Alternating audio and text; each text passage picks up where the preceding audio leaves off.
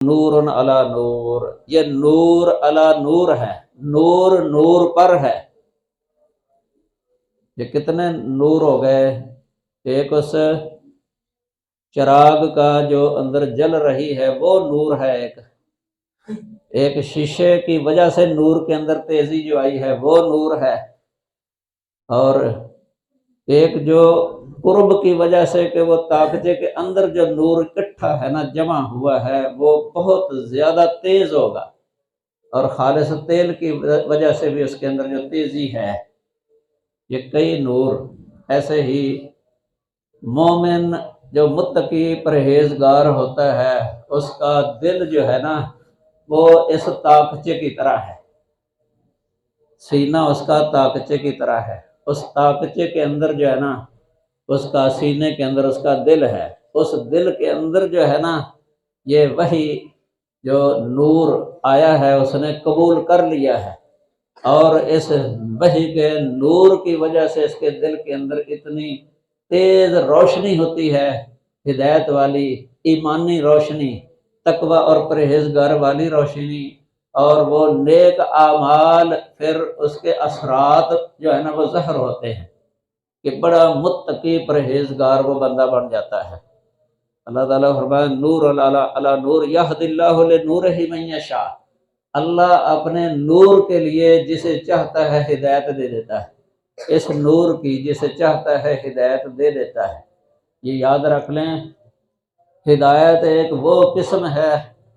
جو اللہ کے علاوہ کوئی دے نہیں سکتا، یہاں یہی مراد ہے، اسے ہدایت توفیق کہتے ہیں کہ اللہ تعالیٰ کسی کو اس ہدایت کو قبول کرنے کی توفیق عطا فرما دے کہ وہ قبول کر لے، اسے واقعتاً وہ اسے قبول کر لے جیسے اللہ چاہتا ہے۔ یہ ہے ہدایت توفیق،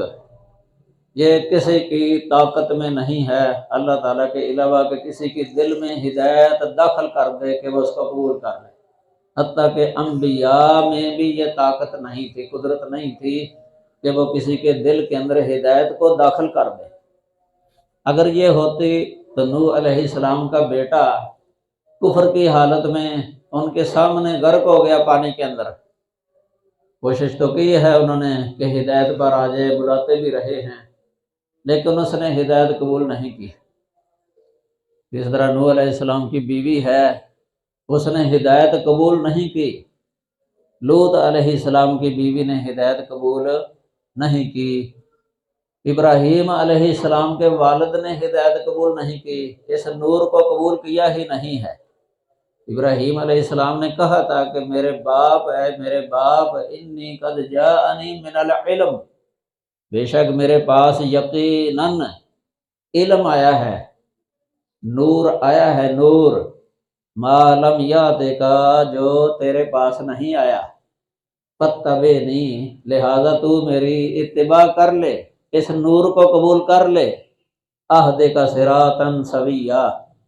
میں تجھے سیدھا راستہ جو ہے نا وہ دکھا دوں گا۔ اس نور کے ساتھ سیدھا راستہ معلوم ہو جاتا ہے، وحی کے ساتھ۔ تو یہ ہدایت جو ہے نا، ہدایت توفیق، یہ کسی کے اختیار میں نہیں ہے اللہ کے علاوہ۔ اس لیے ابراہیم علیہ السلام کے والد نے یہ نور قبول نہیں کیا، نہ ہی ابراہیم علیہ السلام اس کے دل میں داخل کر سکتے تھے۔ یہ نبی کریم صلی اللہ علیہ وسلم کے چچا مکی زندگی کے اندر صرف حمزہ رضی اللہ تعالی عنہ، یہ مکہ میں انہوں نے اس نور کو قبول کر لیا تھا، اللہ نے توفیق دے دی انہیں۔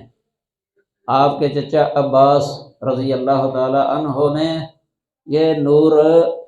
مدنی زندگی کے اندر قبول کیا جب کہ رسول اللہ صلی اللہ علیہ وسلم ہجرت کر کے مدینے میں آ گئے تھے، اور باقی جتنے بھی چچے تھے آپ کے وہ اندھیرے کے اندر ہی رہے، اندھیرے میں انہوں نے نور کو قبول نہیں کیا۔ اس طرح یہ بیان کرنے کا مقصد ہے کہ اللہ کے علاوہ کسی کے اندر قدرت نہیں ہے کہ یہ نور کسی کے دل میں داخل کر دے۔ ایک ہدایت کی قسم وہ ہوتی ہے جو راستہ دکھانا، یہ اللہ تعالیٰ نے انبیاء کو بھی یہ قدرت دی ہے، علماء کو بھی، نیک لوگوں کو بھی وہ ہدایت دیتے ہیں۔ ہدایت دینے کا مطلب ہے راستہ دکھانا، سمجھا دینا، تبلیغ کرنا۔ یہ قسم جو ہے نا، یہ انبیاء ہدایت دیتے تھے، اسی اعتبار سے ان کی طرف نسبت بھی ہوئی ہے اس کی، انک لتہدی الی صراط مستقیم، اے نبی بے شک آپ سیدھا راستہ دکھاتے ہیں، لوگوں کو ہدایت دیتے ہیں، یعنی سیدھا راستہ دکھاتے ہیں۔ وَلِكُلِّ قَوْمٍ ہاد، فرمایا کہ ہر قوم کے لیے ہادی ہوا ہے، ہدایت دینے والے ہوئے ہیں۔ اس کی بہت ساری آیتیں ہیں،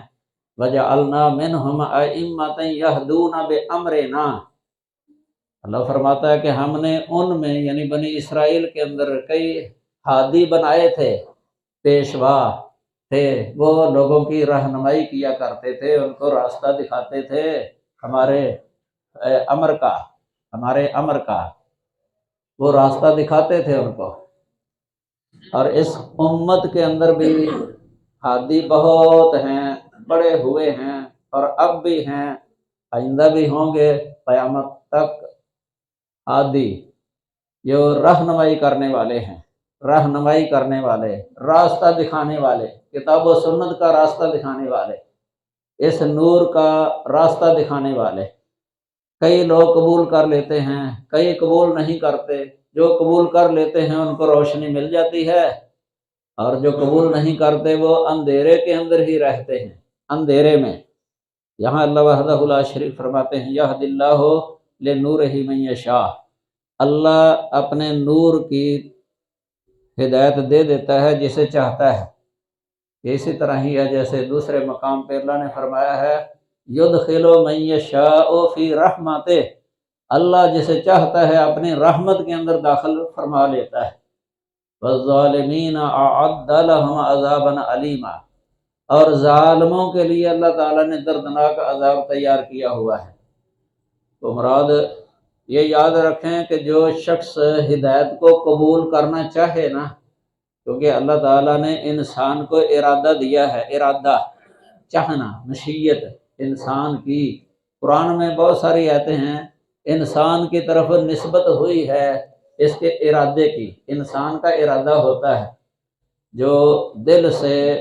چاہے اس نور کو قبول کرنے کی طرف آئے، اللہ تعالیٰ اس کی رہنمائی کر دیتا ہے، اللہ اس کو توفیق دے دیتا ہے۔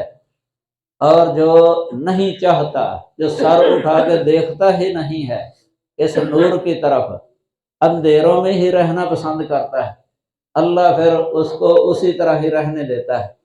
اس کو اللہ تعالیٰ ہدایت نہیں دیتا۔ ان اللہ لا یہدی القوم الفاسقین، اللہ نافرمان لوگوں کو ہدایت نہیں دیتا۔ تو یہاں اللہ تعالیٰ نے فرمایا کہ اللہ اپنے نور کی طرف ہدایت دے دیتا ہے جسے چاہتا ہے۔ وَيَضْرِبُ اللَّهُ الْأَمْثَالَ لِلنَّاسِ، اور اللہ لوگوں کے لیے مثالیں بیان کرتا ہے۔ یہ جو مثال بیان کی ہے اللہ تعالیٰ نے اپنے نور کی، نور ہدایت کی بہترین شے کے ساتھ سمجھایا ہے، تابچے والی مثال۔ تو یہ کس لیے ہے؟ تاکہ لوگ سمجھ جائیں،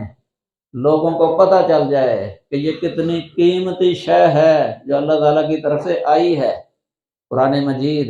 سنت نبویہ، اسلام، ایمان،